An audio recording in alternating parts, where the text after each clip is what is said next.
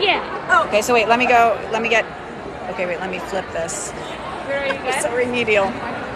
I'm just making a picture to get her. Hey, we're live at Stagedoor Boxes. Woo! Hey, live at Stagedoor Boxes. There is Justin Sargent. You know him, you love him.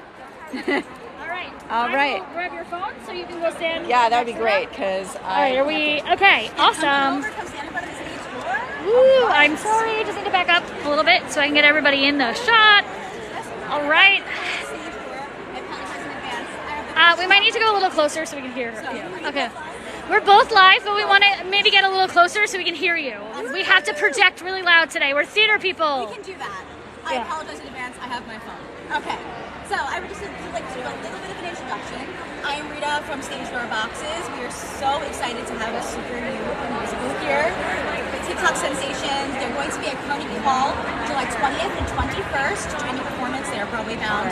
We are so excited. Julie and I will actually be at the performance, so we'll probably be doing a lot of Instagram stories and lives and stuff. But I can see you guys. Awesome. So we're going to give you a little introduction of who we have here doing our Q&A. So we have two members of the SuperYou team, Melissa and Joan. She is one of the producers of the show. From All Awesome LLC. Some of her past credits include Jagged Little Pill, Come From Away, and Allegiance. Love all of the shows. Yeah. Yes. We also have Justin Sargent here, cast member, and his past credits include Peter Parker in Spider-Man, Turn Off the Dark, Drew in Rapid Ages, and the original Broadway cast member of Bonnie and Clyde. So we've got some musical theater icons here, to say the least. So we're going to ask you guys a couple of questions about the show, about your experiences throughout the show. Let's jump right in. Let's go. First question. Justin, we're starting with you. Okay.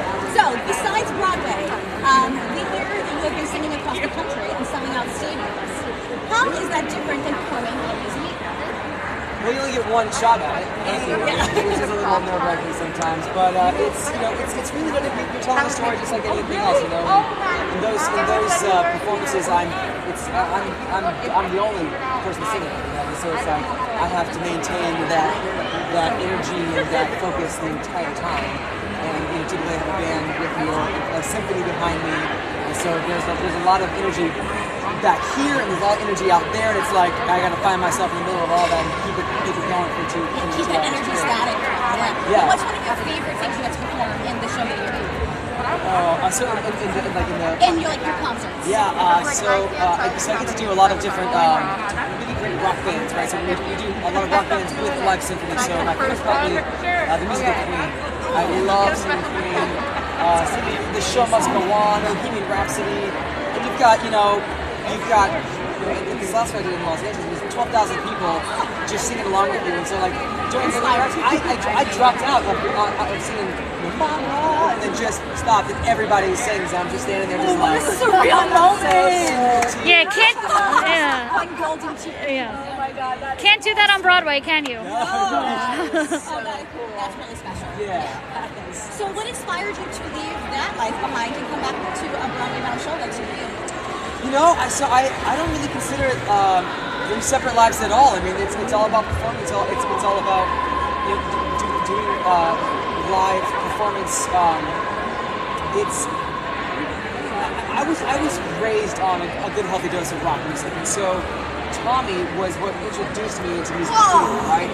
That album is why I wanted to do this as an art form. I wanted to tell stories through the medium of rock music, and musical theater enables you to do that, right? So I kind of consider them all the same thing, So I'm certainly not,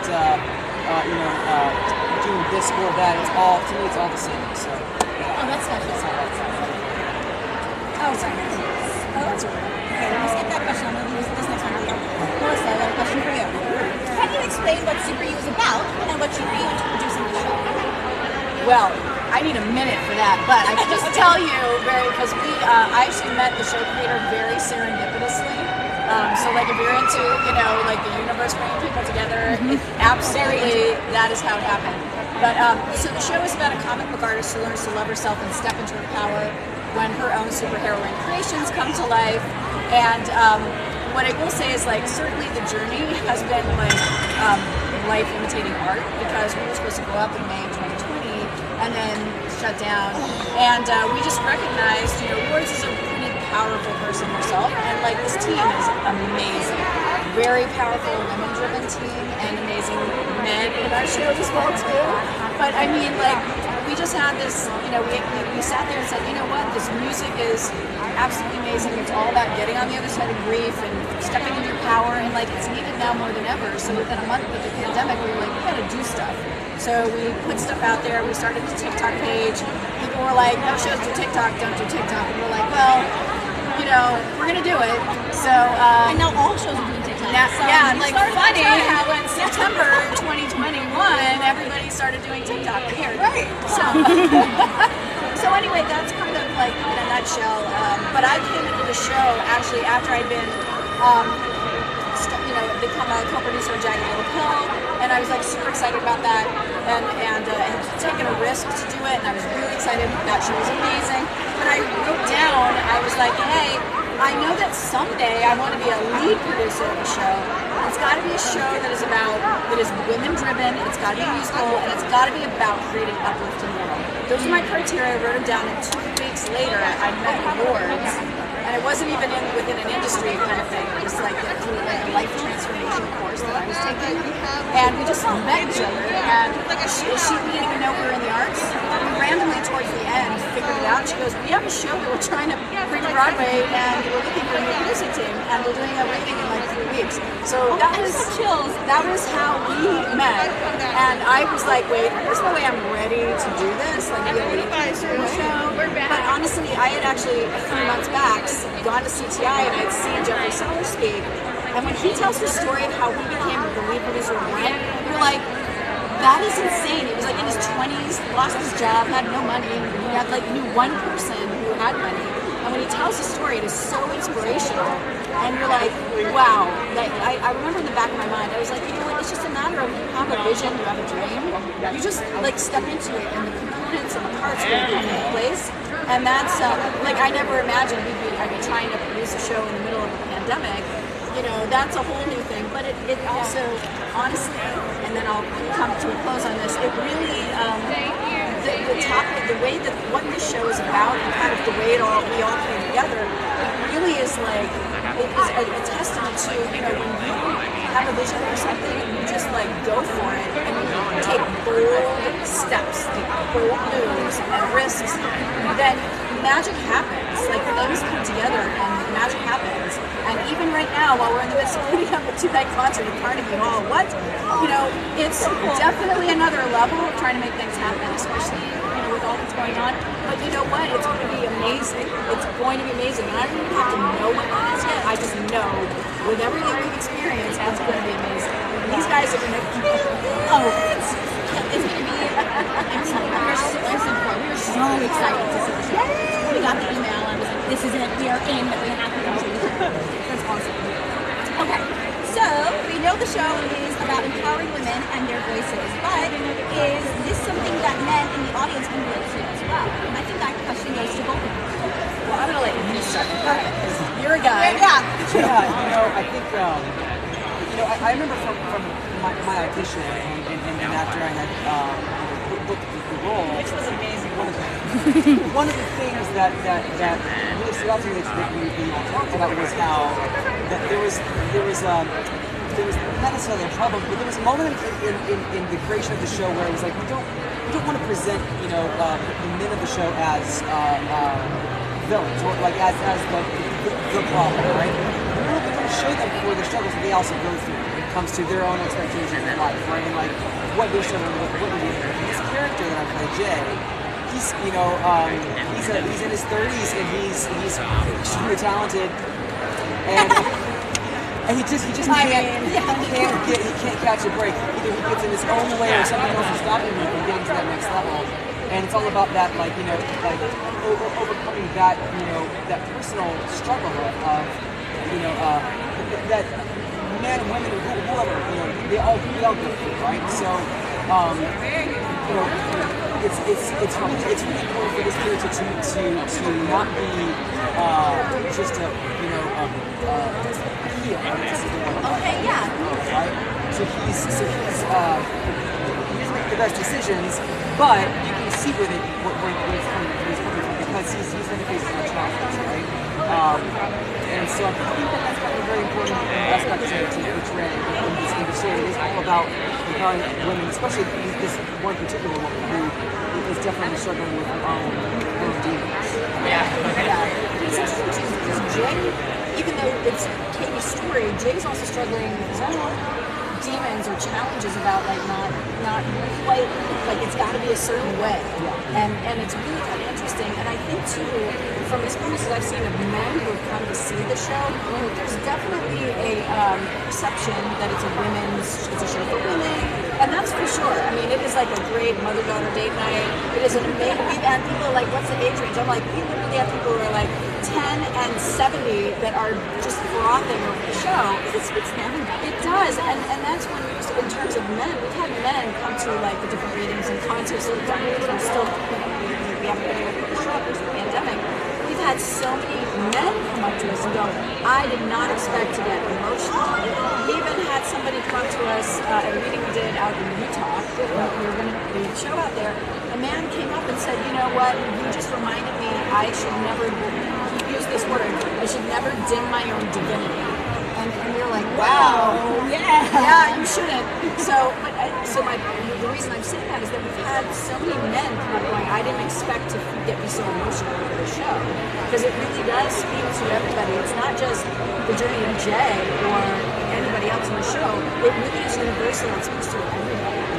I think it's also very important to communicate that men also deal with their own insecurities, and they don't deal with it in the same way that women do, right?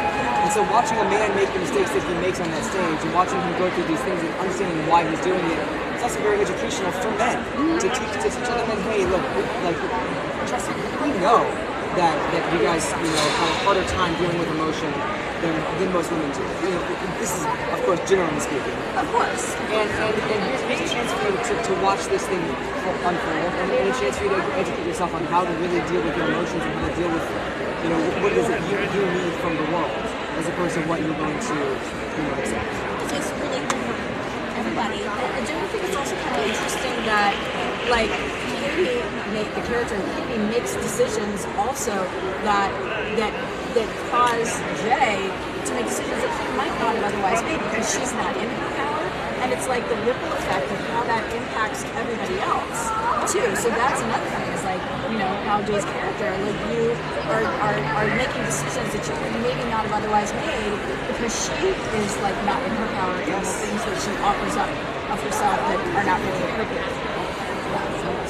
I love that. Okay. I'm going to jump back to you now with another question. Do you think your character in the show is the villain? I know we just touched upon this a little bit. If it is not you, do you think that the villain is in the superhero story? There is definitely a villain in this show. Okay. I would say that Jay is not the villain. I would say that Jay definitely presents conflict. He definitely presents a learning opportunity for the main character.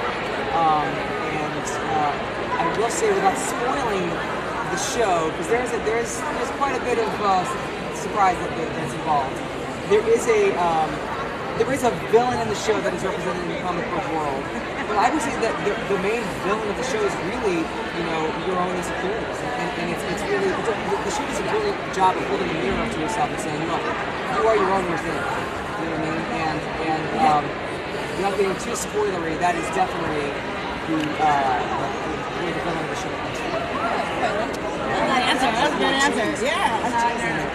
Make us all excited. When it comes to Carnegie Hall on the 20th of August. You are just starting it. So, as a father, On the show. is something you'd be happy to That's why As soon we're as I knew I was having a daughter, as soon as we were really exciting. I was like, oh my God, I want to do shows that uplift women, that empower women, that my daughter's going to grow up and go, my dad, emotional now. Oh, So we do have stationary that bundles. my dad was a part of. My dad was a part of that message and that mission, right?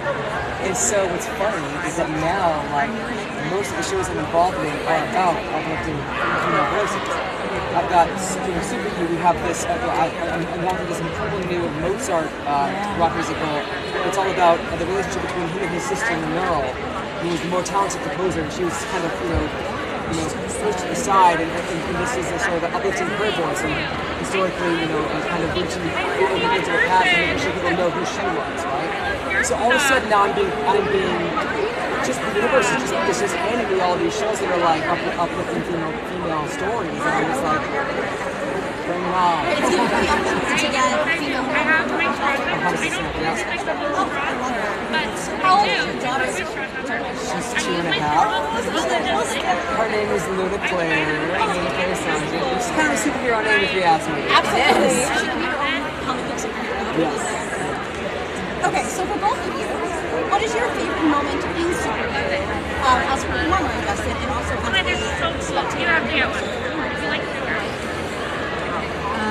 it was a bit of a loaded question.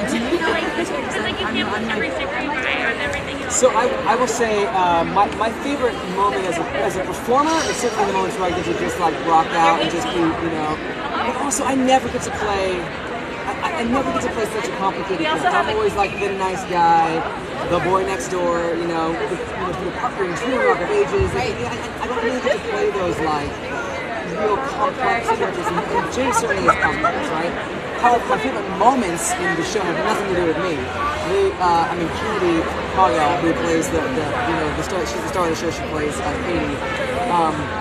She sings this incredible song called "To My Angels." It's at the end of Act 1. It's absolutely gorgeous, and quite honestly, all the songs that she sings are unbelievable. And thanks to her ability and her and kind of the way she communicates Lord's music, which is brilliant. But my favorite moment in the show is it involves her, without being too spoilery, directly facing Maddie towards the end of the show, which is her brother, after a tragedy and after dealing with all of that. It is. I remember we were doing our first workshop, and I remember, okay, I'm gonna sit back during this moment when it happens. I'm gonna watch everybody in the audience, and how they react is how I'm gonna know that we got something. And like it happened, and like everybody was like, oh my god, and I was like, we got it. We got it. So that's my very long answer.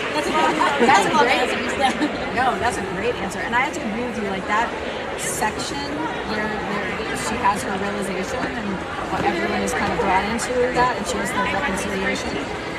That is absolutely a really beautiful moment. I agree, and I love that. That is a really beautiful moment and very cathartic and kind of brings everybody on the journey all together to where she's been going. So I love that, and I also love.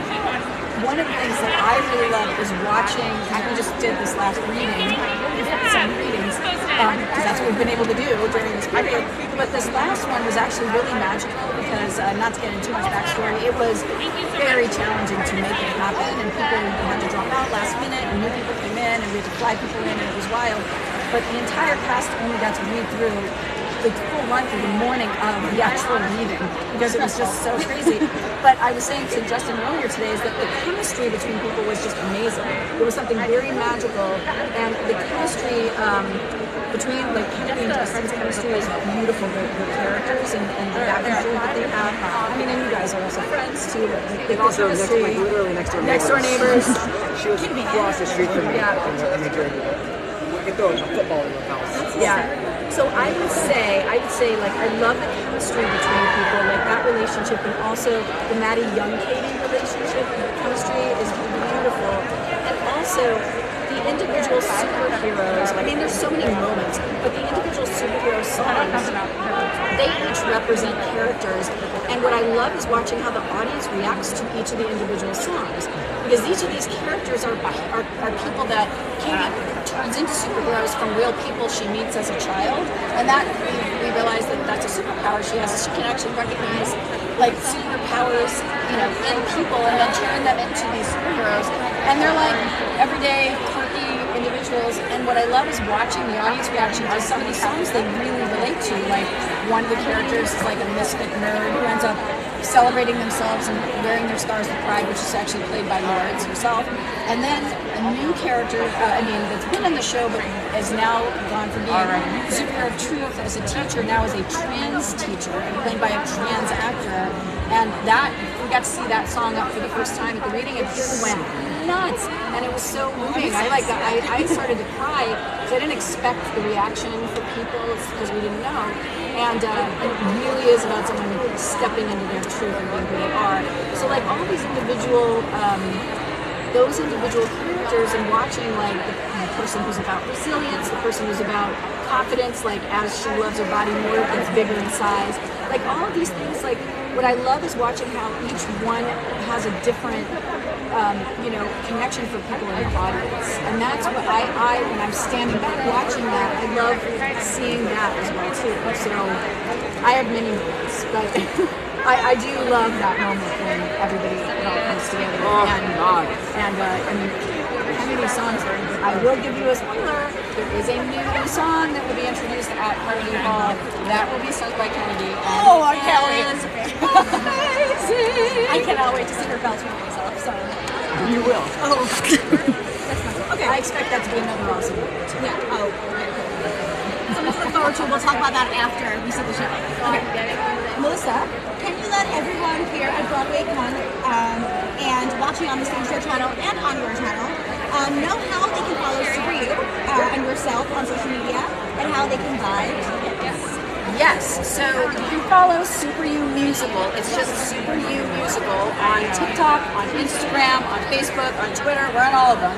But we got a pretty big following on TikTok and Instagram, probably our two biggest. And we put up everything there. If you want to come see our two concerts at Carnegie Hall, they're on July 20th and 21st.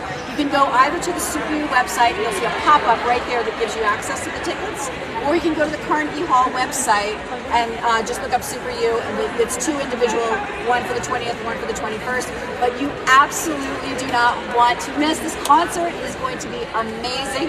Listen, in 2020, we were on the back of pickup trucks in a drive-in upstate. So we've gone from pickup trucks to Carnegie Hall. Watched all those videos. Without being able to put up, we were supposed to put up our show twice, and it was shut down twice during the pandemic. So for anyone who's out there asking us, when is the show going to be up? I'm like, that's a great question. We've tried to put it up twice, so it will happen. But coming to Carnegie Hall is going to be an opportunity to really see and feel the magic of this show. And so anybody who can get there to see it, it's going to be 90 minutes, no intermission. It's at 7:30 at night. Just you have to have vaccination and wear a mask. But it's going to be amazing.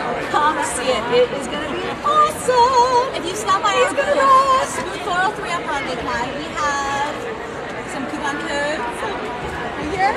And we also have some SuperYou pins, so please come by and stop here and see them. Grab These are limited edition. You can only get these. They're Carnegie Hall specific pins. And you will only be able to get them between now and the Carnegie Hall show. We cannot sell them after that. And so you can get these for free. Come on over to the booth. Yes, come stop by. Yes, for free. And Justin, can you please tell us how we can find you? Yeah, so you can follow me on Instagram at Justin M. Sargent. And yeah, definitely follow SuperYou at SuperYou Musical on Instagram. Give us a follow. You will see him there too. I'll be there. I'll be there, baby. Screwing my face off. I do have one final question. So a little birdie told us that you'd sing some of the chorus of SuperYou for us. Oh. Do you feel comfortable doing that? It would have to be a cappella. I'll tell you what. You know what? I'll do this. If you don't, would you help me out? Could you clap along with this thing? Sure, I would love to. I'm a little nervous though. Okay, so just do this. Keep it going, right? Hear the audience clap and the roar of the crowd, screaming my name, screaming in the crowd. I command upon the marquee, and everybody wants a piece of me. Life is gonna change. Tonight's gonna be my big break. Life is gonna change. Tonight's gonna be my big break.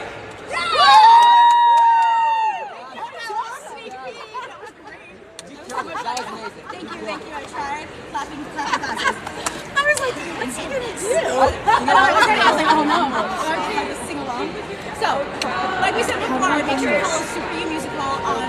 How do I stop it? Comes to the Carnegie Hall show July 20th and 21st. Make sure the days are correct, right? Yes. Double check.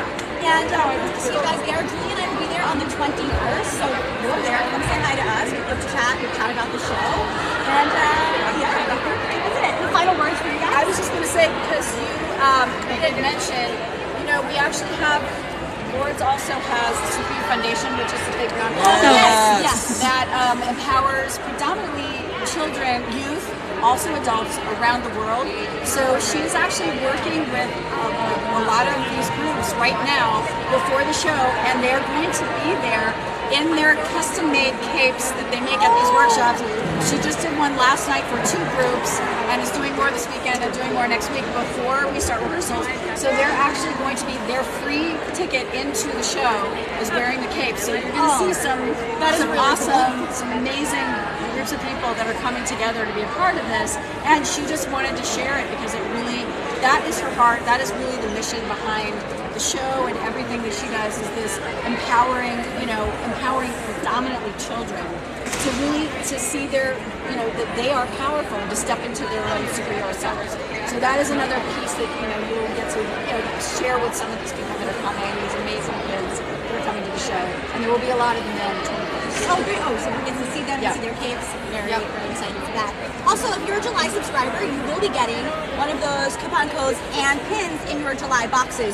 So make sure you keep an eye out for those in those July boxes. Make sure you post those boxes on your stories, your TikToks, wherever you like to post them. Tag both Stagedoor Boxes and SuperYou Musical, so we all get to see and share with everybody. Oh, and I'm sorry, the nonprofit is called the SuperYou Foundation. I forgot to mention that. So that is also on TikTok. I mean, not TikTok, but on Instagram and Facebook. And we'll be sure to add them, to tag them and everything. Thank you. It was so wonderful having you guys here. Thank you so much for stopping by our stage door. Hanging out. They both signed the stage door, so come on over if you're here and try out by their signatures. Enjoy the con. Thank you for singing. That was awesome. Thank you. And I can't wait to see you guys on March 21st. Thank you. Yes.